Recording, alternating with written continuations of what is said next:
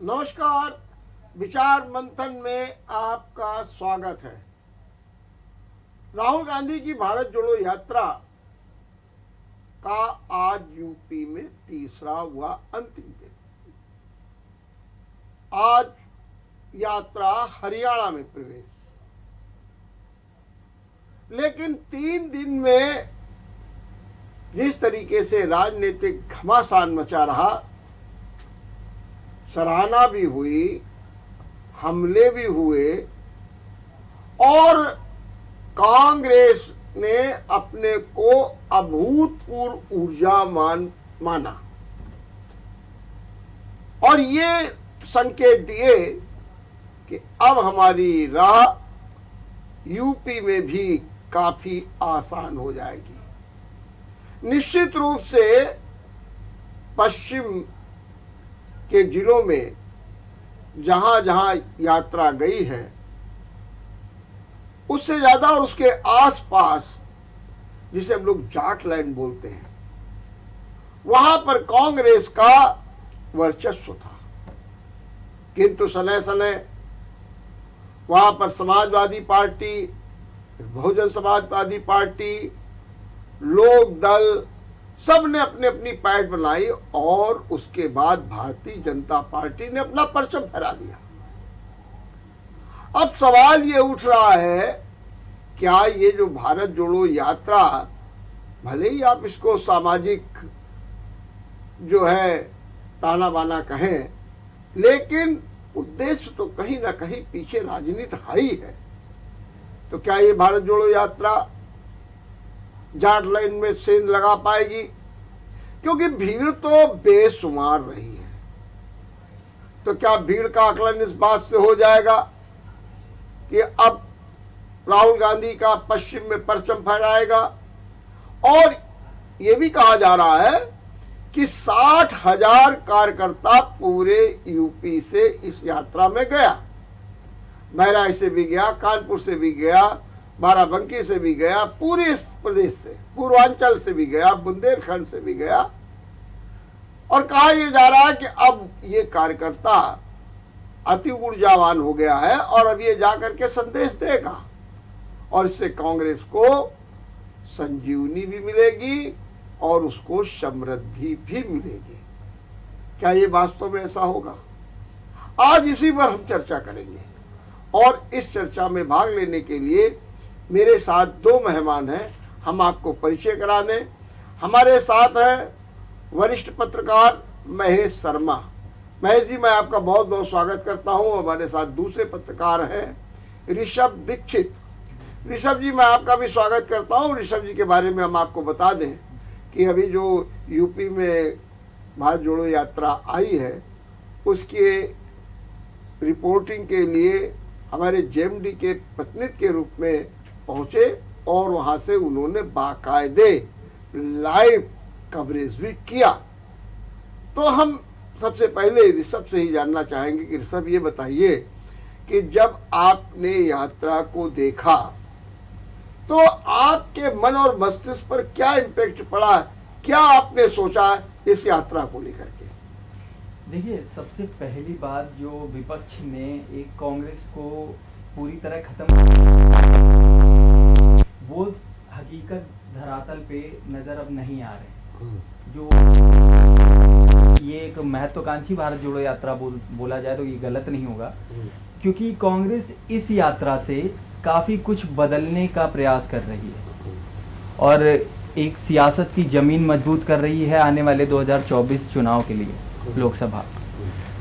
राहुल गांधी की एक जो छवि थी, जिसको विपक्ष ने काफी एक मजाकिया तौर पे एक हंसी मखौल बनाकर रख दिया था, उस छवि का, उनकी बातों को जिस तरह पेश किया जाने लगा था, एक उनकी एक ऐसी इमेज बन गई थी कि वो एक सीरियस लीडर लोग नहीं मानते थे उनको। इस यात्रा के बाद जो उनकी छवि, नई छवि गढ़ने का जो प्रयास था, वो काफी हद तक कामयाब हो चुका है। कांग्रेस एक नया आयाम छू रही है और एक नया जनादेश आधार बना रही है, जो हमने हिमाचल के चुनाव में देखा भी।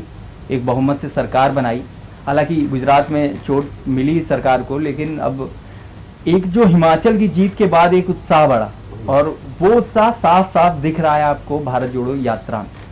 एक जन सैलाब है, लोगों का एक नज़रिया बदल चुका है, आम जो जनता है वो एकजुट हो रही है, वो राहुल गांधी को समर्थन भी दे रही है और राहुल गांधी का स्वागत भी कर रही है।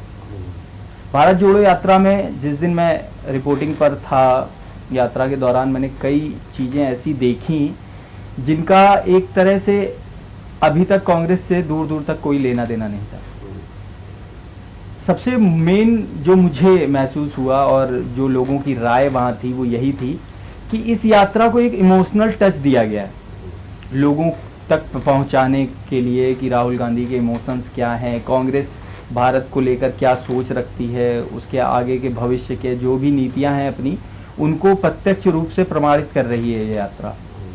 आप वहाँ पे कई ऐसी होर्डिंग्स देखेंगे जिसमें राहुल गांधी को, राजीव गांधी को कंधा देते वक्त की तस्वीरें हैं और सीने में दर्द लेकर चल रहा हूँ, ये स्लोगन लिखा गया है उन तस्वीरों पर।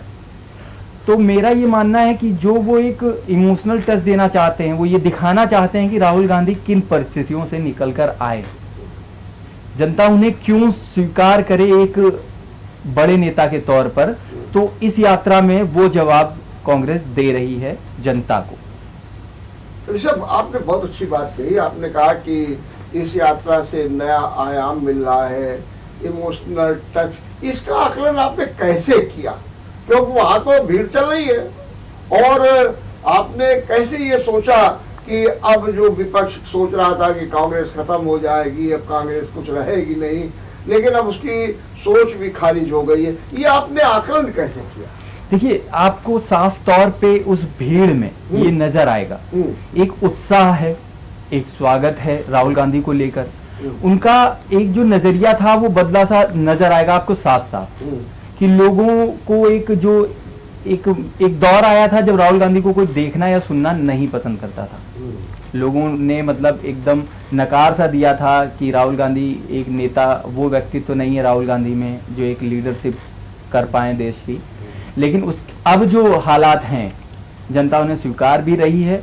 और राहुल गांधी ने यात्रा शुरू करने से पहले एक अपना नारा दिया था कि नफरत के बाजार में प्यार की दुकान खोल रहा हूं। वो सारे, आप जब भी कांग्रेस के नेताओं से बात करेंगे, मैंने जिस भी नेता से बात की, जैसे पूर्व अध्यक्ष दिल्ली प्रदेश के जेपी अग्रवाल हो गए, योगेंद्र यादव हो गए, इन सारे कई और भी नेता थे जिनसे हमारी बातचीत हुई, उनका सबका एक मकसद, जेपी अग्रवाल ने साफ शब्दों में कहा कि देखिए मकसद जो है वो अब साफ है, भारत को जोड़ने की जो यात्रा शुरू की है कांग्रेस ने, ये एक नफरत खत्म करने की है। जो विपक्ष पर आरोप भी लगाया उन्होंने कि वो भारत को तोड़ने का काम करते हैं, हिंदू मुसलमान का विभाजन करते हैं, धर्म को लेकर जो राजनीति है उसका एक जवाब साफ तौर पर दिया जा रहा है इस यात्रा के तौर पर। इस यात्रा के जरिए साफ साफ विपक्ष को ये दर्शाया जा रहा है कि जो आप कर रहे हैं हमारे पास इसका जवाब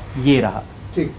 और जब यात्रा उन्होंने दिल्ली से शुरू भी की थी एक विराम के बाद, तो वो पहले हनुमान मंदिर गए थे। उस हनुमान मंदिर में उन्होंने दर्शन किए और वहां से आशीर्वाद स्वरूप वहां के पुजारी ने उन्हें गदा भी दिया, जिसके बाद वो यात्रा शुरू हुई। तो इससे एक संदेश देना चाहते थे कि धर्म से जुड़ाव हमारा भी है, बस हम धर्म की सियासत नहीं करते। ठीक बात, बहुत अच्छी बात आपने कही ऋषभ। महेश जी, आपने सुना जो ऋषभ का आकलन है प्रथम दृष्टया, और निश्चित रूप से इनके आकलन में कहीं ना कहीं कोई बल भी है, क्या कहेंगे इस बारे में? ऋषभ ने एक बात तो बहुत अच्छी कही, जो अभी अंतिम उनका वाक्य था कि धर्म को मानते हैं और धर्म हमारा भी है, लेकिन हम धर्म की सियासत नहीं करते हैं। इस बात में बहुत दम है, और इस बात में इसमें दम इस वजह से और भी ज्यादा हो जाता है कि जो अयोध्या से राहुल गांधी को आशीर्वाद मिला, आप चंपत राय के बयान को देखिए अगर, जो उन्होंने कहा, और इसके साथ ही साथ जो रामलला मंदिर के मुख्य पुजारी हैं, उन्होंने तो पत्र जारी करके यात्रा का समर्थन किया। तो इसका मतलब जो आशीर्वाद, जहां अयोध्या से ही आशीर्वाद बीजेपी को मिला, तो बीजेपी बनी। मंडल और कमंडल का दौर आपको याद होगा। तो अब वही आशीर्वाद उसी स्थान से, सर्वमान्य स्थान से, जहां राम जन्मभूमि है, रामलला का मंदिर है, वो आशीर्वाद की धारा इधर राहुल गांधी की तरफ बह निकली। तो इससे कांग्रेसियों में उत्साह है। तो उनका यह है कि भाई ठीक है, हम भी हिंदुत्व की बात करते हैं लेकिन हम उस पर सियासत नहीं करते हैं। ये बहुत वजनदार बात है और राहुल गांधी बराबर ये संदेश दे रहे हैं कि हमारे लिए सभी धर्म का जो एक धर्म निरपेक्षता वाला मिजाज है कांग्रेस का, उसका सिद्धांत भी है कि उस पर वो चल रहे हैं, तो इसको लोग स्वीकार कर रहे हैं। और सबसे बड़ी बात है कि जो आपने जाटलैंड वाली बात की, तो ये बात सही है कि यहाँ तो कांग्रेस तरस गई थी एक एक सीट के लिए। मतलब अगर आप गाजियाबाद को ले लीजिए तो करीब 14 साल से ज्यादा के करीब गाजियाबाद में जीत नहीं पाई कांग्रेस। अब आप अगर बागपत आ जाइए तो 24 साल से बागपत में नहीं जीत पाई, 39 साल से कैराना में नहीं जीत पाई। तो यहाँ जिस हिसाब से भीड़ का सैलाब उमड़ रहा है और सड़कों पर जो लोग खड़े हुए राहुल गांधी को देखने के लिए, स्वागत करने के लिए, तो इससे लगता है कि कुछ एक ऐसे संकेत मिल रहा है कि कांग्रेस मजबूती की तरफ धीरे धीरे बढ़ रही है। 2024 अभी थोड़ा सा दूर रह गया है, अब देखिए उसमें क्या होता है ये तो वक्त बताएगा, लेकिन कांग्रेस को एक संजीवनी मिली, ये बात सही है। लेकिन एक बात बताइए महेश, ये जो बयान आया पुजारी सत्येंद्र दास जी का आया, चंपत राय का, और चंपत राय ने तो बड़ी जोरदारी के साथ कहा कि वो 50 साल का लड़का अगर देख रहा है तो क्या गलत कर रहा है। और उन्होंने पत्रकारों से कहा आप लोग भी जाइए। अब फिर उसके साथ में एक शब्द जोड़ देते हैं कि मैं आरएसएस का हूँ। आरएसएस ने कोई आलोचना नहीं की, प्रधानमंत्री ने कोई आलोचना नहीं। इसके पीछे मकसद क्या है? जिस राहुल गांधी को जो है कभी विभिन्न नामों से और बड़ी अति गंभीरता से न लेकर के एक सामान्य एक नेता के रूप में भी और कार्यकर्ता के रूप में भी नहीं माना जाता, उसके प्रति इस तरीके का लगाव। और वही दूसरी ओर भारतीय जनता पार्टी के नेता जो है वो लगातार विरोध कर रहे हैं। आज ही ब्रजेश पाठक ने फिर कह दिया कि अपने बाबा के बारे में सोचे कि क्या थे बाबा उनके, और ये असली गांधी नहीं है।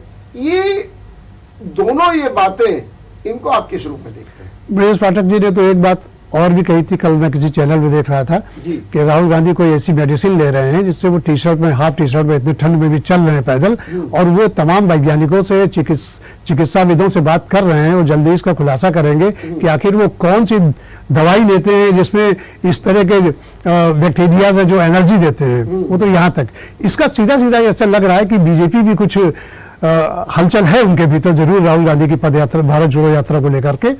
और ये जो संघ की बात आपने की, तो आपको याद होगा कि यात्रा की शुरुआत में मोहन भागवत जी का एक बयान आया था कि राहुल गांधी को हल्के में नहीं लेना चाहिए। तो ये साफ साफ संकेत देता है कि वो उसको विजुलाइज कर रहे थे कि भारत जोड़ो यात्रा का इम्पैक्ट क्या पड़ सकता है। तब तो यात्रा दक्षिण भारत में ही चल रही थी, तो क्या इम्पैक्ट पड़ सकता है, उत्तर में भी क्या इम्पैक्ट पड़ सकता है जहां पर बीजेपी काफी मजबूत है। तो इससे ये अंदाजा लगाया जा सकता है। और इसमें जो खास बात यह है कि जिस तरह लोगों का रुझान बढ़ रहा है, तो अगर एकदम से ही समझिए कि जो बयानबाजी पहले होती रही राहुल गांधी के खिलाफ, तो वो अगर शुरू करती है, मतलब संघ परिवार के जो संगठन है वो शुरू करते हैं या बीजेपी खुद शुरू करती है, बीजेपी आलोचना कर रही है, लेकिन उसके उतने तीखे तेवर नहीं जितने पहले दिखाई देते थे। अगर आप सोशल मीडिया में देखें तो ये समझिए बीजेपी के लीडर अब ट्रोल होने लगे, तो और उनको जवाब देने वालों की संख्या बढ़ती जा रही है। सोशल मीडिया का बहुत बड़ा इम्पैक्ट भारतीय राजनीति पे पड़ता रहा है, तो ये बात सही है।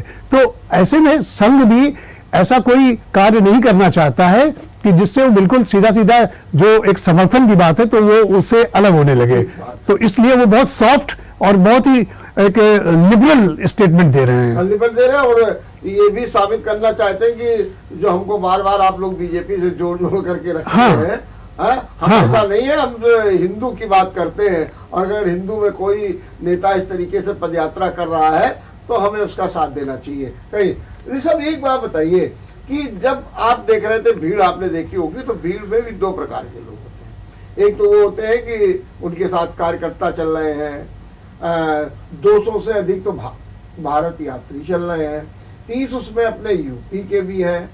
जबकि शुरुआत में मात्र 118 लोग थे पर, और जगह जगह से कार्यकर्ता जा रहे हैं। जैसे कि एक बयान आया था कि यूपी से 60,000 कार्यकर्ता। तो ये जो कांग्रेस का कार्यकर्ता जा रहा, या आप इसको कैसे पब्लिक से इम्पैक्ट करते हैं, पब्लिक से कैसे उसको कनेक्ट करते हैं कि पब्लिक में मैसेज अच्छा जा रहा। कांग्रेसियों में तो जाएगा, कोई दिक्कत नहीं है, भीड़ है, लेकिन जो पब्लिक है, जो जनता है, वो जनता कैसे कनेक्ट हो रही है? देखिए, जो एक अभी हाल ही में दिल्ली में एक राहुल गांधी की सुरक्षा में चूक हुई थी, जब हाँ। पवन खेड़ा ने मंत्रालय को, गृह मंत्रालय को चिट्ठी भी लिखी थी उस मामले को लेकर, उसके बाद से यात्रा में कुछ बदलाव किए गए, कुछ घेरे बनाए गए। पहला घेरा पुलिस का, दूसरा घेरा उनके जो भारत जोड़ो यात्रा की जो उनकी साथ में टीम चलती है उस टीम का, और उसके अंदर होते हैं राहुल गांधी और कांग्रेस के सभी लीडर्स। उस घेरे को छोड़कर जो बाहरी भीड़ है वो सारी गैर कांग्रेसी है, क्योंकि कांग्रेस कार्यकर्ता साथ चल रहे हैं लेकिन वो आगे पीछे चल रहे हैं। उस घेरे के आसपास लोग कम हैं। अगर ऐसे मोटा मोटा देखें तो जब आप एक स्थान पर अगर खड़े होकर उस यात्रा के गुजरने का जो टाइम काउंट करेंगे तो लगभग वो आपको महसूस होगा कि वो 1 घंटे का है। वो यात्रा एक जगह से 1 घंटे में पूरी यात्रा निकलती है। एक अच्छा खासा हुजूम चलता है उनके साथ, लोग हैं, लोगों में एक नई एक ऊर्जा सी महसूस करेंगे आप जब उन्हें देखेंगे कि उनमें एक जो कांग्रेस को लेकर लोग निराश से हो गए थे कि अब मेहनत करने का कोई मतलब नहीं बचा, तो वो खत्म हो चुका है। कांग्रेस में एक नई जान है, कांग्रेस में एक नया जोश है, और एक जो विपक्ष भी है और कई बड़े दिग्गज नेताओं ने भी, अब जैसे अभी हाल ही में रामदेव ने भी उनकी यात्रा की तारीफ की, हरियाणा के गठबंधन के दुष्यंत चौटाला ने भी उनकी तारीफ की, और जैसे अभी आप सर ने कहा कि राम मंदिर के जो पुजारी थे उन्होंने भी उनको आशीर्वाद दिया, शुभकामनाएं दी। तो जो समर्थन मिल रहा है उनको, उसका एक अच्छा खासा प्रभाव नजर आ रहा है साफ साफ। सब ये बताइए, पब्लिक कैसे जुड़ती थी, पब्लिक कैसे उनका स्वागत करती थी? जैसे हमारी जानकारी के अनुसार, आप वहाँ पे होंगे जरूर, कि वहाँ पर एक फार्मा मऊ जगह थी जो माइनॉरिटीज की थी। जब वहाँ से निकले तो लोगों ने कहा, जगह जगह उन्होंने मंच बना दिए और कहा कि राहुल तुम संघर्ष करो, हम तुम्हारे साथ हैं।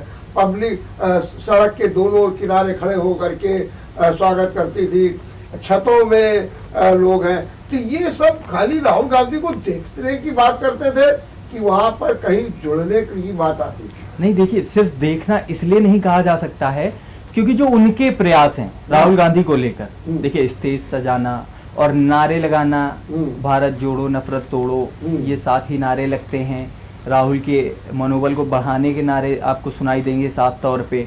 लोग एक जो आप इस उत्साह की बात मैं इसलिए लगातार कर रहा हूँ कि मैंने वहां पे जब मैं मौजूद था तो मैंने देखा लोग रास्तों में फूल बिछा रहे हैं, घंटों की मेहनत कर रहे हैं, रंगोलियां बना रहे हैं, और 2-2, 3-3 घंटे लाइन में लग के बाउंड्री वॉल्स पे चढ़ के खड़े होके पुलिस के धक्के लाठी तक खा रहे हैं, लेकिन वहां से नहीं हट रहे हैं।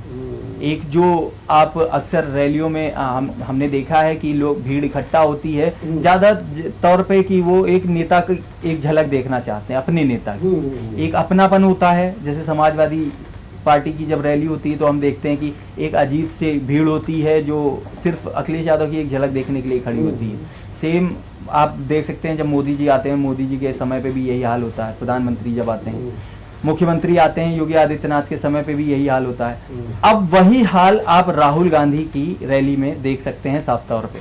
लोगों का एक जो जज्बा है, उनका साथ है, उनके साथ खड़े रहने को, उनके साथ चलने को लेकर, एक कहते हैं इस ऐतिहासिक पल का हिस्सा बनने की जो होड़ है वो आपको साफ तौर पे दिखेगी। देखने को मिले। बहुत अच्छी बात है। महेश, ये बताइए कि अगर आप इस रूट को देखें तो हालांकि लोग ये कहते हैं कि रूट इसलिए रखा गया कि कन्याकुमारी से और वहाँ जाना था कश्मीर, तो यही इतना रूट मिल पाया यूपी का, और कोई रास्ता नहीं था, फिर आगे यात्रा करेंगे। मेरा सवाल सीधा सीधा ये है कि जो ये है क्षेत्र, चाहे बागपत हो, गाजियाबाद हो, और इसके बाद जो है शामली हो, फिर उधर से आप पानीपत में चले, हरियाणा का क्षेत्र हो, फिर पंजाब का, क्या आपको नहीं लगता है कि ये किसान आंदोलन का एक क्षेत्र है? और किसान आंदोलन ने जिस जिद के साथ किया है, तो और किसान आंदोलन के जो टिकैत भी सामने आ गए हैं, क्या राहुल गांधी या कांग्रेस ये जो किसान आंदोलन है उसकी सिंपैथी को लेकर के अपने पक्ष में किसानों को समर्थन करने की बात करते हैं, क्योंकि एक बात उन्होंने भी कह दी कि आप मेरी टी शर्ट को तो देखते हैं, किसान के बेटे को देखिए जो फटी सी टी शर्ट पहनता है। उन्होंने ये भी कहा कि मैंने तो देखो कर्ज 1 मिनट में माफ कर दिया, ये सरकार बड़ों का कर्ज माफ करती है, किसानों का नहीं माफ करती। बार बार वो किसानों पर वो मुद्दा उठाते हैं। क्या आपको लगता है कि जानबूझ करके इस उर्वरा भूमि को चयन किया गया और उसका लाभ मिलेगा राहुल गांधी को? देखिए, आपने एकदम सही बात कही है कि मैंने स्टार्टिंग में भी बोला कि कांग्रेस इस यात्रा के थ्रू एक इमोशनल टच देना चाहती है।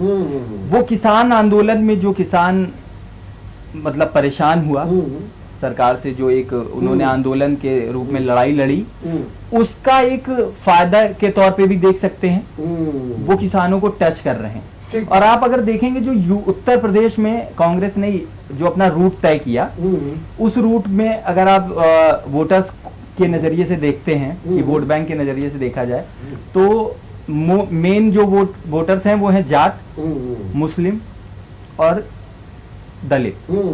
इन वोटर्स को टारगेट किया जा रहा है। बिल्कुल ठीक, आपने बिल्कुल ठीक है। किसान आंदोलन का भी पूरा जो एक फायदा लेना चाहती है। ठीक, आपने बहुत अच्छी बात है। महेश जी, इसको आप किस रूप में देखते हैं? लेकिन ऋषभ ने बहुत अच्छी बात बताई, उन्होंने पूरा आकलन किया कि किस तरीके से माइनॉरिटीज का, जाट के किसानों को लिया और इमोशनल टच दे रहे हैं। तो आप इसको, क्या आपको लगता है कि ये जानबूझकर कांग्रेस ने इस स्थान का चयन किया और इसका उसको लाभ मिलने जा रहा है? देखिए, किसान आंदोलन में कांग्रेस की भूमिका क्या थी सभी जानते हैं, और खुद राहुल गांधी किसान आंदोलन को पूरा समर्थन दे रहे थे, सक्रिय थे। और जाटलैंड की जहाँ तक बात है, देखिए भौगोलिक दृष्टि से भी अगर कहा जाए, चूंकि यात्रा को हरियाणा पंजाब होते हुए आगे बढ़ना था और कन्याकुमारी में झंडा फहरा के 30 जनवरी को समाप्ति होनी है उसकी, तो उस लिहाज से भी ये रूट उनके लिए काफी सुटेबल कांग्रेस के लिए हो सकता था। दूसरी बात यह कि किसानों से जो उनका जुड़ाव, जाटलैंड जिसको बोलते हैं, और यहाँ पर जिन क्षेत्र से वो निकल रहे हैं, 3 लोकसभा सीटें हैं, 11 विधानसभा सीटों को वो टच कर रहे हैं, लेकिन जो मैसेज गया वो पूरे उत्तर प्रदेश में गया। क्योंकि जो इधर चंपत राय वाला एपिसोड हुआ, अयोध्या के मुख्य पुजारी, उनका जो आशीर्वाद उनको मिला, जो इस तरह की घटनाएं हुई हैं, तो इससे एक स्पार्क तो हुआ। मुझे तो ये मालूम चला, कोई एक बड़े वरिष्ठ नेता बता रहे थे कि इनकी आगे की प्लानिंग ये है कि उत्तर प्रदेश में राहुल गांधी जाएंगे और प्रियंका गांधी की भी यात्राएं होंगी। ऐसा मुझे बताया गया कि कांग्रेस ऐसा प्लान कर रही है। अब उसको एग्जीक्यूट कब करेंगे, कैसे करेंगे, ये तो वक्त आने पे पता लगेगा। लेकिन किसानों के लिहाज से ये बिल्कुल वो जो क्षेत्र चुना गया है पश्चिमी उत्तर प्रदेश का, ये बहुत महत्वपूर्ण, और यहाँ सालों साल कांग्रेस ने जीत का मुंह नहीं देखा, तरस गई। और वहां पर पोजीशन ये है कि जो बाकी दल है, जैसे राष्ट्रीय लोकदल है, उन्होंने जयंत चौधरी को पत्र नहीं लिखा, लेकिन जयंत चौधरी चूंकि मॉब जो था वो भारत जोड़ो यात्रा के साथ जुड़ रहा था, उसको देखते हुए इन लोगों की मजबूरी, किसान संगठन, मतलब राकेश टिकैत की बात छोड़ दीजिए, तो बाकी जो और संगठन है वो भारत जोड़ो यात्रा के साथ। और एक चीज जो ऋषभ जी थोड़ा स्लिप करके मेरा ख्याल, जो मोस्ट बैकवर्ड कास्ट है, जिसमें कि आप समझिए कि मोस्ट बैकवर्ड कास्ट में शाक्य हो गए, आपके नाई हो गए, इस तरह की कई उपजातियां हैं, लगभग 7-8 उपजातियां हैं जो वहाँ पे काफी ठीक ठाक उसमें हैं। तो उनके अपने छोटे छोटे संगठन हैं, उस संगठन के जो प्रमुख लोग हैं वो भारत जोड़ो यात्रा में राहुल गांधी के साथ चल रहे हैं, ऐसी भी खबरें आ रही हैं। और मैं अभी मैं बीबीसी की रिपोर्ट पढ़ रहा था जिसमें उन्होंने आम लोगों से बात की, तो आम लोगों के जो जुड़ाव की बात इन्होंने कही, ऋषभ ने बिल्कुल ठीक कही, क्योंकि वो लोग उसमें राहुल गांधी को देखने की ललक, राहुल गांधी को मौका दिया जाए तो क्या ये क्या कर सकते हैं। और यही नहीं, 2004 से लेकर के 2014 तक जो इनकी यूपीए की गवर्नमेंट रही है और उसमें जो जो कानून बनाए गए उनकी भी चर्चा लोगों ने की। तो इससे ऐसा लग रहा है कि लोगों के मन में एक कांग्रेस के प्रति या राहुल गांधी के प्रति, राहुल गांधी के नेतृत्व को लेकर के एक सकारात्मक सोच विकसित होने लगी है, ऐसा मैं महसूस करता हूं। और वो जो उन्होंने सिर्फ 3 लोकसभा क्षेत्र और 11 विधानसभा क्षेत्र चुना, तो वो भले ही भौगोलिक दृष्टि से उत्तर प्रदेश का सबसे छोटा हिस्सा हो, लेकिन उससे बहुत बड़ा मैसेज किया। ठीक बात। ऋषभ, ये बताइए कि जब राहुल गांधी भाषण देते थे तो भाषण में वो 2-3 बातें कहते थे। एक तो बताते थे कि हम नफरत जो तोड़ों के लिए हैं, हम हिंसा के खिलाफ हैं, हम महंगाई की बात कर रहे हैं और बड़े लोगों के पास पेट्रोल का और ये पैसा जा रहा है, हम बेरोजगारी के खिलाफ बात कर रहे हैं, फिर वो बीच में एक बात और कह देते हैं कि हम इसलिए सड़क पर उतरे हैं क्योंकि ये उनका इशारा मीडिया को था, ये अब आपके मित्र नहीं रह गए हैं, ये आपकी बातें नहीं करते हैं, अब हम इसलिए सड़क पर उतरे हैं कि ताकि हम हर चीज को कम्युनिकेट जनता से कर सकें। दूसरी चीज उन्होंने ये भी कहा कि हम ये भी जान सके कि जनता की क्या क्या प्रॉब्लम्स है, ये है। तीसरी बात, वो किसानों की भी बात करने लगते हैं, अपने टी शर्ट की भी बात करने लगते हैं कि देखिए साहब हमारे टी शर्ट पे है कि भाई ये क्यों चल रहे हैं, और वो भी दावा भी करने लगते हैं कि देखिए मुझे कहीं आपको थकान दिखाई देती है क्या, मुझको कोई जाड़ा लगता है क्या। जो वो स्पीच देते हैं, जैसे पहले लोग कहते थे उनकी स्पीच का असर नहीं पता था, क्या आपको उनकी स्पीच का जनता में प्रभाव दिखता है, और ये कैसे आपने जाना कि जनता उसको रिएक्ट कर रही है और जनता उसको मान रही है? देखिए, पहले तो मैं सबसे बड़ी बात ये कहूंगा कि कांग्रेस ने अब मीडिया से बात करना बंद कर दिया। खुले तौर पर उनका कहना है कि मैं आप लोगों से बात नहीं करूंगा, आप मेरे बयानों को तोड़ मरोड़ कर पेश करते हैं। उनके हर सीनियर लीडर का यही मानना है और कहना भी है। मैंने साफ तौर पे वहां महसूस भी किया ये। और आपने देखा होगा प्रियंका गांधी ने अपनी उत्तर प्रदेश की पहली जब स्पीच दी, सभा में भी साफ तौर पे उन्होंने कहा कि मीडिया बिक चुकी है, आरोप लगा दिया। एक सीधा सीधा आरोप था कि मीडिया अब बिक चुकी है, उनको भरोसा नहीं है मीडिया संस्थानों पर। उनका ये एक बड़ी नाराजगी है कांग्रेस में मीडिया को लेकर। और अगर आप बात करें राहुल गांधी की स्पीच की, तो पहले की अपेक्षा अब राहुल गांधी बड़े नपे तुले शब्दों का इस्तेमाल करते हैं, क्योंकि इतने बार, अब इसको साफ तौर पे माने कि ट्रोल इतने बार किया गया उनके शब्दों को जोड़ तोड़ के, कि अब राहुल गांधी जो शब्दों का चयन करते हैं बहुत सोच समझ कर करते हैं और अपनी बात कम समय में कम शब्दों में पूरी रखते हैं और कनेक्ट होने की कोशिश करते हैं। आप जब भी ध्यान से सुनेंगे उनको तो आपको सिर्फ विपक्ष के सवालों का जवाब मिलेगा उनकी स्पीच। अब वो एक इमोशनल जो एक माहौल बनाने की कोशिश होती है ज्यादातर नेताओं के वक्त बात करते वक्त उनके, वो अब राहुल गांधी में कम नजर आता है। राहुल गांधी काफी सीरियस नोट पर cut to cut point to point बात करते हैं। और रही किसान लीडर्स की बात, तो किसान लीडर्स का समर्थन उन्हें मिलता साफ तौर पर नजर भी आ रहा है। लेकिन जब ये बोलते हैं तो जनता का क्या रिएक्शन होता है? जनता क्या ये सोचती है हाँ भाई बहुत ठीक बात की है, और वो तालियां भी बजाना और नारे भी लगाना, इस तरीके का भी माहौल आपको दिखता? बिल्कुल दिखता है। मैं वही बात बोल रहा हूँ कि अब राहुल गांधी सिर्फ वही बोलते हैं जो जनता सुनना। अब वो बात नहीं करते हैं जो वो खुद कहना चाहते हैं। उन्होंने अपने इन चीजों में बड़ा बदलाव किया है। एक तो जो आप नेतृत्व तो थोड़ा मान सकते हैं जयराम रमेश का भी, सीनियर लीडर हैं, अच्छे वक्ता हैं, बहुत सोच समझ कर बात करते हैं। आपको वो झलक राहुल गांधी के कोई भी भाषण आप देख सकते हैं, उनका कोई भी स्पीच देख सकते हैं, उसमें साफ तौर पे दिखेगी। क्योंकि इसका इम्पैक्ट भी आप देख सकते हैं। अब अभी हाल ही में शिवसेना का जो सामना मुख्य पत्र है, उसमें संपादकीय में संजय राउत ने लिखा कि 2024 में आने वाले चुनाव में राहुल विपक्ष का चेहरा हो सकते हैं और प्रधानमंत्री के दावेदार भी हैं।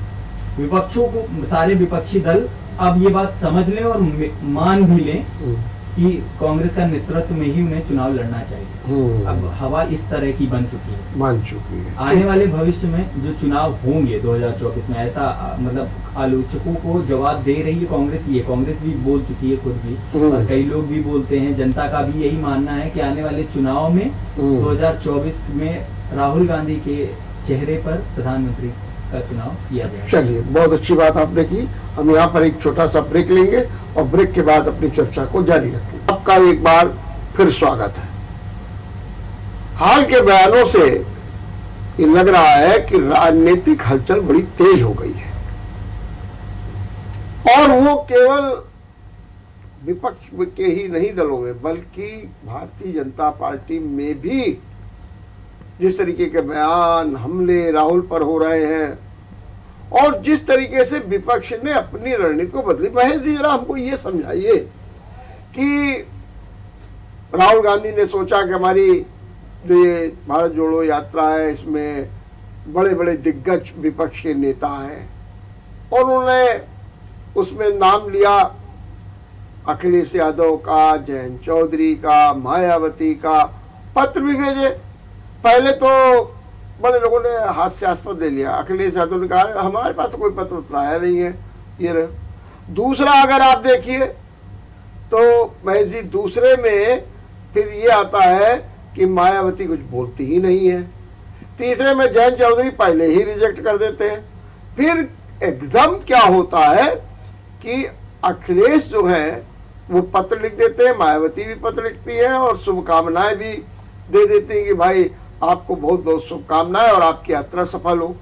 और दूसरी ओर जयंत चौधरी एकदम अपने नेताओं और कार्यकर्ताओं को निर्देश दे देते हैं कि आप जाइए और उनका स्वागत करिए। ये सब क्या मायने रखते हैं और ये किस दिशा में क्या संकेत दे रहे हैं? देखिए, अब हम समाजवादी पार्टी से अगर शुरू करें तो राहुल गांधी का वो बयान था जिसमें उन्होंने कहा था कि सपा के पास कोई सपा समाजवादी विचारधारा की पार्टी नहीं रहेगी, इस तरह का निगेटिव बोल दिया कुछ। तो उसके जवाब में अखिलेश का भी बयान आया था। तो एक बार की ऐसा लगा कि कुछ डिफरेंसेस से लग रहे हैं, लेकिन बाद में जो उन्होंने शुभकामनाएं अपनी दी और अच्छे कॉज के लिए राहुल गांधी आगे बढ़ रहे हैं ये बात कही, तो उससे कुछ वैसे संकेत मिले। चूंकि पश्चिम उत्तर प्रदेश में जो भारत जोड़ो यात्रा को कामयाबी मिली तो अखिलेश को भी लगा कि कहीं हमारा अलायंस ही ना प्रभावित होने लगे। आरएलडी को उधर लगा कि भाई ऐसा है कि अगर ये पुराने फॉर्म में कांग्रेस लौट आई तो हम कहाँ स्टैंड करेंगे। उनके पिताजी जयंत चौधरी के चौधरी अजीत सिंह ने 96 में कांग्रेस के टिकट से चुनाव लड़ा था और वो सांसद हुए थे उसके बागपत से। उसके बाद फिर वो वहां पर कांग्रेस का कोई जीत ही नहीं पाया। तो वो समझिए तब उन्होंने लोकदल का विलय कर दिया था, आपको याद होगा। तो अब वो ऐसी स्थिति में कि अब वो करते तो क्या करते, तो उन्होंने खुद अपनी व्यस्तता पहले भी बता चुके हैं तो इस बार भी बताया, वो खुद शामिल नहीं हो पाएंगे, लेकिन उनके कार्यकर्ता, उनके समर्थक, वो सब लोग राहुल गांधी की भारत जोड़ो यात्रा के साथ हैं। मायावती की जहां तक बात है तो बहुजन समाज पार्टी का एक सांसद वो पदयात्रा में शामिल हुआ था और मुझे नाम इस समय याद नहीं आ रहा है, ये ऑन रिकॉर्ड है सब कुछ, मीडिया में भी आया ये। उसके बाद उस पर कोई कार्रवाई नहीं मायावती ने की, किसी तरह का कोई एक्शन, जैसा कि मायावती तो सीधे सीधे बाहर कर देती है, तो कुछ बुला के भी नहीं पूछा कि कुछ, बिल्कुल इग्नोर सा कर दिया। उसके बाद यात्रा को शुभकामनाएं अपनी दी।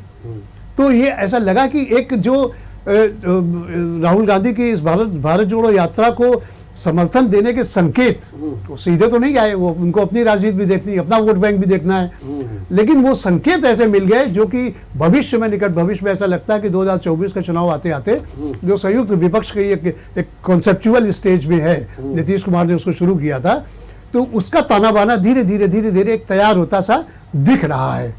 अब वो तो आगे की बात है कि सीटों पर समझौता है, सब बात की बात है, लेकिन राहुल गांधी की भारत जोड़ो यात्रा के माध्यम से जो विपक्ष पर भी इम्पैक्ट पड़ा, यानी गैर भाजपा दलों पे, तो ऐसा लग रहा है मुझे कि आने वाले चुनाव में, जैसे आपको याद होगा कि गैर कांग्रेसवाद चलता था पहले, सारी पार्टियां एक साथ गैर कांग्रेसवाद के तहत एकत्र होकर कांग्रेस से मुकाबला करती थी। अब वो गैर भाजपावाद की शुरुआत भारत जोड़ो की यात्रा से ऐसा लगता कि हो चुकी है।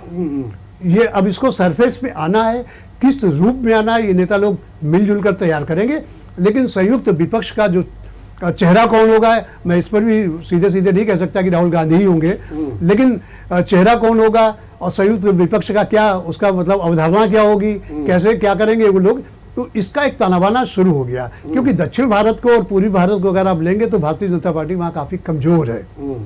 अब चाहे आप इधर आप बिहार और झारखंड से शुरू हो जाइए तो आप उड़ीसा, पश्चिम बंगाल, असम तो चलो उनकी सरकार है, क्षमा कीजिएगा, हैं, तो ये यहाँ पर बीजेपी साफ है। उधर तमिलनाडु, ये सब जो केरला वगैरह देख लीजिए, तेलंगाना देख लीजिए, आंध्रा देख लीजिए, बीजेपी साफ है। जो कुछ है वो उत्तर भारत में, मध्य भारत में जो कुछ भी है उसका अपना ठीक ठाक है। अब यहाँ पर अगर विपक्ष उसको चुनौती देता है तो चुनाव जो है बड़ा कांटे का हो सकता है 2024 का, जिसकी पृष्ठभूमि भारत जोड़ो यात्रा ने तैयार करनी तेजी से शुरू कर दी। आपको एक लाइन, क्या आपको लगता है कि जो विपक्ष के जो समीकरण है, जैसे अभी अखिलेश ने कहा कि अरे और कांग्रेस पर भरोसा नहीं है और 217 देख लिया, अब हम कोई नहीं करेंगे, हमने छोटे दलों से भी देख लिया, एक ये बात। दूसरी ओर जयंत चौधरी का बयान, मायावती जिस तरीके से मुसलमानों को और दलितों को जोड़ती नजर आ रही नए समीकरण में, क्या अब राहुल गांधी की भारत जोड़ो यात्रा का जो भी प्रभाव पड़ा हो थोड़ा बहुत पश्चिम में, क्या उसको देख करके कुछ नए सिरे से भी चिंतन होगा विपक्ष में? हाँ बिल्कुल होगा। राहुल गांधी की भारत जोड़ो यात्रा कि मैं तो इसको ये कहूँगा, मैं इसको सफल ही कहूँगा। सफलता का कोई पैमाना नहीं होता, लेकिन ये सफल है। यहाँ उत्तर प्रदेश में तो सफलता के साफ साफ लक्षण दिखाई दिए। तो ऐसे में ये इन दलों को तो मजबूरी में इनको तो सोचना पड़ेगा। अब अगर जयंत चौधरी अपने कार्यकर्ताओं के लिए ये ना कहते ठीक है कोई ना होता, तो मान लीजिए भाई कांग्रेस के साथ जो लोग जोड़ रहे हैं तो उनको तो ये प्रदर्शित करना ही करना कि भाई आप हमारे साथ ही रहो, हम राहुल गांधी को सपोर्ट कर रहे हैं। ये उनकी मजबूरी हो गई। तो अब इसी तरह बसपा की जो सबसे बड़ी प्रॉब्लम है, उसका जो दलित वोट जो बीजेपी ने काफी कुछ खींचने का प्रयास किया, उसमें कामयाब भी रही, तो वो उसको अपना वोट वापस लाना है। आज भी इसमें उपजाति, दलितों में उपजाति, जो विशेष उपजाति का जैसे जाटों का वोट है, कुरील है, ये सब जो मायावती का इंटैक्ट वोट बताया जाता है, इसमें भी सेंधमारी शुरू हो गई। तो सबसे बड़ी चिंता मायावती की है। अब कांग्रेस को इस समर्थन से मिल रहा है तो पता लगा रास्ता वो भी गया। तो अब उनकी ये जो चिंता है, तो अपने वोट को वापस लाने के लिए उनको इस विपक्ष के इस फोल्ड में आने के लिए विचार तो करना ही पड़ेगा, और जिसका चिंतन उन्होंने शुरू कर दिया होगा। दूसरा एक आपने देखा होगा ऋषभ, वो नीले नीले झंडे दिखाई दे रहे थे, और ये कहा जा रहा था कि वो जो चंद्रशेखर आजाद है और जो उनकी पार्टी है वो समर्थन दे रही है। अभी लोकदल के साथ खड़ी भी रही है ये पार्टी, क्योंकि जब लोकदल ने कही हम स्वागत करते हैं, तो फिर उसके बाद वो नीले नीले झंडे भी दिखाई दिए। क्या दलितों का भी रुझान आपको लगा इस भारत जोड़ो यात्रा की ओर लग रहा है? देखिए, जब उत्तर प्रदेश में भारत जोड़ो यात्रा ने एंट्री ली जी, तो साफ तौर पे कई नीले झंडे देखे गए जिनमें जय भीम लिखा था। हाँ। अब साफ तौर पे ये तो नहीं कहा जा सकता है कि चंद्रशेखर रावण इसमें समर्थन देंगे, ठीक बात है, या आजाद पार्टी करेगी, ऐसा कुछ तो नहीं कह सकते। लेकिन हाँ, दलित समर्थन दिखता है, साफ नजर आ रहा है। लोगों के हाथ में नीले झंडे हैं और वो खुले तौर पर राहुल गांधी का समर्थन कर रहे हैं, नारे लगा रहे हैं। और मैं पूरी तरह सहमत हूँ कि जो कांग्रेस ने एक अपनी कह सकते हैं सियासी जमीन बना ली है आने वाले चुनाव को लेकर। जो मुद्दे थे, गैर भाजपा दल बने थे जो एक साथ एकजुट होकर कांग्रेस के खिलाफ जब लड़े थे, तो मुद्दे यही थे, बेरोजगारी, महंगाई, और आज के दौर पे भी फिर वही मुद्दे उठ रहे हैं। कांग्रेस ने उन्हीं मुद्दों को पकड़ लिया है जो कभी उनके खिलाफ इस्तेमाल किए गए थे। उनको उस सत्ता से बाहर का रास्ता दिखाया था उन्हीं मुद्दों ने। उन्हीं मुद्दों पे अब राहुल गांधी आप अक्सर बात करते नजर आते हैं, बेरोजगारी, महंगाई, धर्म पर जो सियासत है उस पर। तो ये मुद्दे कांग्रेस अच्छे से समझ गई है कि इन्हीं के मुद्दों के दम पर जनता से कनेक्ट किया जा सकता है, क्योंकि ये किसी पार्टी या किसी नेता के मुद्दे नहीं है। ये एक गरीब तबके के लोगों के दर्द कह सकते हैं, क्योंकि महंगाई से सबसे ज्यादा प्रभावित वही होते हैं। एक आम आदमी जो एक नॉर्मल सी लाइफ जी रहा है, उसके लिए इतना बड़ा मुद्दा नहीं है। लेकिन हाँ, जो गरीब है, जिसकी आय उतनी नहीं है जितनी होनी चाहिए, उसके लिए एक बड़ा मायने रखती है ये महंगाई। अच्छा ऋषभ, ये बताइए, जब आप देखते थे भीड़, उसमें युवाओं की संख्या बहुतायत थी, महिलाएं भी उसमें आपको दिखती थी, या किसान कहीं ना कहीं काफी प्रोजेक्ट होता था, आप कुल मिलाकर के क्या देखते थे? देखिए, कांग्रेस की जो भारत जोड़ो यात्रा मैंने देखी, जी हाँ, वो सारे रंगों से भरी हुई थी। अलग अलग तरह के रंग थे, एक समर्थन था। आपने जैसे देखा वो जुनून जो खेलों में दिखता है, क्या बात। जैसे एक सचिन तेंदुलकर के एक फैन है सुधीर, दुनिया जानती है। हाँ, ठीक, वो रहते हैं सेम, मतलब उसी वेशभूषा में आपको एक शख्स था जिसका हमने विजुअल भी बनाया, जिससे हमने बात भी की थी। उसने सर पे अपने पंजा बनवा रखा था और पूरे कपड़े कांग्रेस के झंडे के थे, और वो कन्याकुमारी से साथ चल रहा है। मतलब एक बड़ी बात है। लगभग आज 111 दिन पूरे हो गए और उसके बाद भी मतलब कांग्रेस की लोग साथ में हैं, लगातार कन्याकुमारी से जुड़े हुए हैं और चल रहे हैं साथ में। और ये नहीं कह सकते कि सिर्फ महिलाएं हैं या किसान हैं या बच्चे हैं या बूढ़े हैं, आपको सभी नजर आएंगे, सभी नजर। महिलाएं भी हैं, बराबर का योगदान दे रही हैं, साथ चल रही हैं भीड़ में, जबकि महिलाएं इतनी कंफर्टेबल नहीं होती हैं उस भीड़ में घुसने के लिए। हमको ये भी बताया गया किसी ने कि बड़े पॉश इलाके की महिलाएं और पुरुष जो संभ्रांत परिवार है वो लोग भी शामिल हुए क्या? देखिए, राहुल गांधी का जो शुरुआती दौर था वो एक युवा नेता के तौर पे था। तो जो यूथ टच में था, देखिए जो नॉर्मल से स्टूडेंट्स होते हैं उनको इतनी राजनीति नहीं समझ में आती, लेकिन वो फिर भी राहुल गांधी को पसंद करते थे एक युवा नेता के तौर पर। लेकिन जो बीच में थोड़ा उतार चढ़ाव रहे उससे कुछ दूरियां बनी, लेकिन अब वो दौर वापस लौट आया है क्योंकि राहुल गांधी ने खुद को युवा नेता कहना बंद कर दिया और कांग्रेस उनकी जो नई छवि गढ़ रही है कामयाब है, पूरी तरीके से कामयाब है। और राहुल गांधी को अब लोगों ने सीरियस लेना भी शुरू किया है और राहुल गांधी को सुनना भी लोग पसंद करने लगे हैं। उनके जो मुद्दे हैं वो कनेक्ट कर रहे हैं पब्लिक को, पब्लिक उनसे जुड़ रही है और पब्लिक को ये लगता है कि राहुल गांधी उनकी आवाज बन सकते हैं। ठीक बात है जी। महेश जी ये बताइए कि जिस तरीके का माहौल बन रहा है, आप भी मान रहे हैं, ऋषभ जी मान रहे हैं कि निश्चित रूप से एक संजीवनी भी मिल गई है, जमीन भी एक तैयार हो रही है, एक माहौल भी बन रहा है। अब राहुल गांधी को बड़ी गंभीरता से लिया जा रहा। ऐसी परिस्थिति में क्या 2024 के चुनाव के मद्देनजर भारतीय जनता पार्टी अपनी रणनीति में कोई बदलाव करेगी या आपके हिसाब से वो कौन सा हथियार चलाएगी जिससे कि वो माहौल एक बार फिर अपने पक्ष में कर ले? देखिए, भाजपा के पास सबसे मजबूत हथियार हिंदुत्व कार्ड है और वो आज भी प्रभावी है। मैं कई लोगों से, मेरी आदत है इंटरैक्ट करने के लोगों से, तो मैंने महसूस किया है कि तमाम इतना शो होने के बाद भी, सारी चीजें ठीक ठाक दिखने के बाद भी, अच्छे संभावनाएं विपक्ष के लिए दिखने के बाद भी, जो मतदाता है वो पसंद तो करता है। लेकिन दूसरी बात है, मोदी को सिर्फ इसलिए कि भाई जो हिंदुत्व वाला इशू है उसको लेकर के वो अभी भी एक सा दिखता है। अब ये जो इसको कैसे वो विपक्ष इसको प्रहार करेगा, क्योंकि जो मूल मुद्दे हैं, महंगाई का है। अभी आप जो सेंटर फॉर जो कंट्री की मॉनिटरिंग करती है, CMI एजेंसी है, उसके आंकड़े मैंने देखे थे, तो आप समझिए हर जगह सरकार का फेल्योर है। अनएम्प्लॉयमेंट रेट बढ़ रहा है, महंगाई बढ़ रही है, कर्जा बढ़ रहा है, बैंकों से लोन लेने वालों की संख्या बढ़ रही है, आम लोन जो लेते हैं, लेमैन लेता है, मिडिल क्लास का आदमी, वो भी बढ़ रहा है। कैसे रिपे होगा पता नहीं। तो जो हालत, आर्थिक हालत बहुत खराब है, लेकिन वो चीज पब्लिक समझने को तैयार नहीं है। At the cost of Hinduism वो कुछ सुनने को नहीं तैयार है। तो ये भ्रम जब टूटेगा, लोग मुश्किल में हैं। मतलब जीना मुश्किल है कि आसान, जरा देख तो लो। लोग लगते हैं परेशान, जरा देख तो लो। तो ये जावेद अख्तर का शेर है। क्या आपको लगता है कि हिंदुत्व की धार को और तेज किया जाएगा?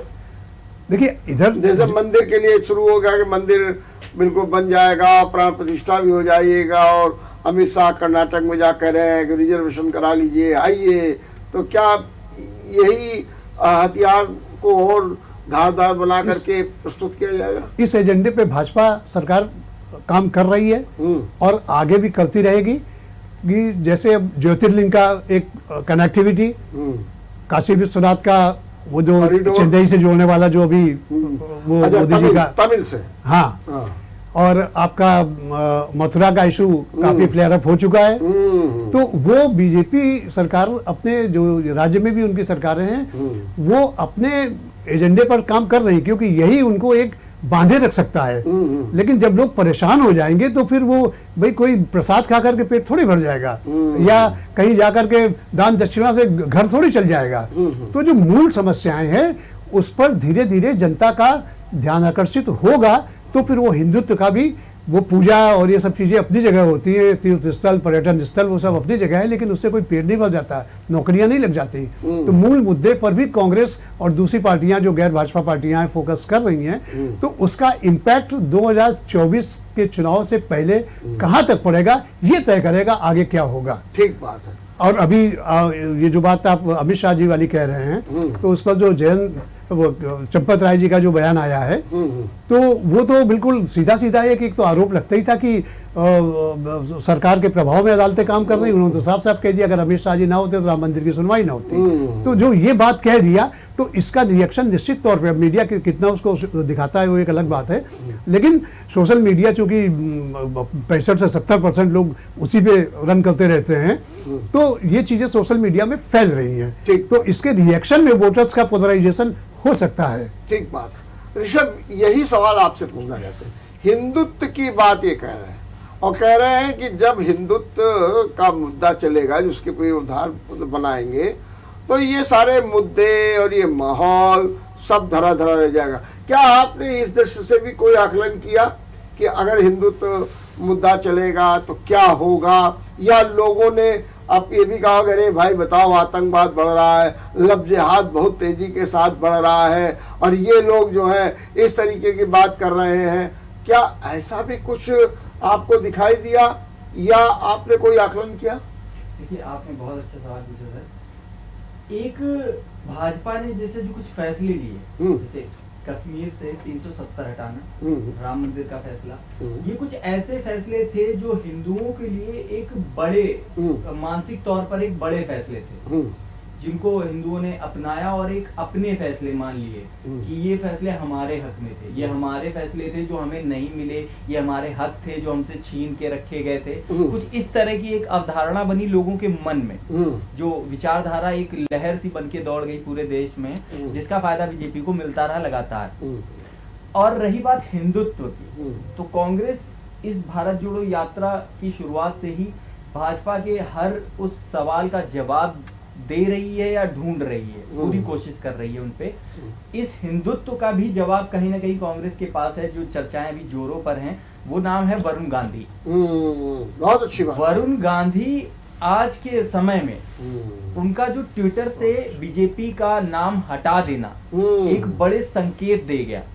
लोगों ने मानना और कहना शुरू कर दिया कि वो दिन दूर नहीं जब वरुण गांधी बीजेपी छोड़कर कांग्रेस में शामिल हो जाएंगे, और आने वाले चुनाव का ही लोग आकलन कर रहे हैं कि ये आंकड़े तभी सच साबित होंगे, क्योंकि अभी हाल ही में वरुण गांधी ने अपने एक बयान में साफ तौर पे कहा कि जोड़ने तोड़ने की राजनीति नहीं होनी चाहिए, भाई को भाई से लड़ाने की राजनीति नहीं होनी चाहिए। राजनीति होनी चाहिए जोड़ने की और एकजुटता रखने की। तो ये कुछ ऐसे संकेत दे रहे हैं कि आने वाले भविष्य में हो सकता है वरुण गांधी कांग्रेस में शामिल हो जाएं, क्योंकि राहुल गांधी से जब पूछा गया कि क्या वरुण गांधी को कांग्रेस में शामिल किया जाएगा, तो इस पर उन्होंने कोई जवाब नहीं दिया और कह दिया कि ये सवाल आप मल्लिकार्जुन खड़गे से करिए, क्योंकि वो राष्ट्रीय अध्यक्ष हैं, वो इसका फैसला करेंगे। लेकिन जो महसूस किया जा रहा है, वरुण गांधी ने भी इस पे कोई अभी तक अपनी प्रतिक्रिया नहीं दी है कि वो जाएंगे कि नहीं जाएंगे, लेकिन कई राजनीतिक विशेषज्ञों का ये मानना है कि ये शुरुआत है। हिंदुत्व का कार्ड का जवाब कांग्रेस के लिए वरुण गांधी ही मिलेंगे, क्योंकि वरुण गांधी की एक जो छवि है, हिंदू युवा सम्राट की जो छवि बनी थी, वो काफी फायदेमंद साबित हो सकती है अगर वरुण गांधी कांग्रेस में शामिल हो गए। बहुत बहुत धन्यवाद, बहुत बहुत धन्यवाद ऋषभ जी, और बहुत बहुत धन्यवाद महेश जी। आप लोगों ने बहुत अच्छे ढंग से वर्तमान, अतीत और भविष्य की बात की। कुछ भी हो, क्या होगा, कौन जीतेगा कौन हारेगा 2024 में, ये तो बात की बात है, लेकिन राहुल गांधी की भारत जोड़ो यात्रा ने एक नई राजनीतिक दिशा, नई राजनीतिक स्फूर्ति, नई राजनीतिक ऊर्जा को नया संबल दिया है, और इसके कहीं ना कहीं परिणाम देखने को जरूर मिलेंगे। देखते रहिए विचार मंथन। नमस्कार। अगर आपको हमारा वीडियो पसंद आया हो तो हमें लाइक करें, सब्सक्राइब करें और ज्यादा से ज्यादा शेयर करें और हाँ, बेल आइकॉन दबाना ना भूलें ताकि हर खबर का अपडेट आप तक पहुंचे तुरंत। आप हमें इंस्टा, ट्विटर और फेसबुक पर भी फॉलो कर सकते हैं। हमारी आईडी है @JMT News Flash।